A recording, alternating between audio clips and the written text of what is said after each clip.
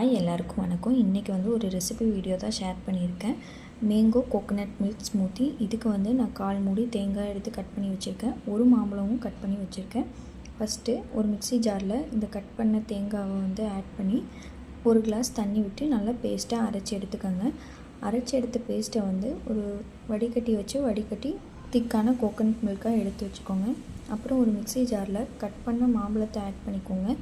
இன்றைக்கி நான் ஸ்வீட்னஸ்க்கு நாட்டு சர்க்கரை ஆட் பண்ணியிருக்கேன். நீங்கள் வேணால் டேட்ஸ் இல்லைன்னா ஹனி கூட ஆட் பண்ணிக்கலாம். இதை நல்லா ஃபஸ்ட்டு பேஸ்ட்டாக அரைச்சி எடுத்துக்கோங்க.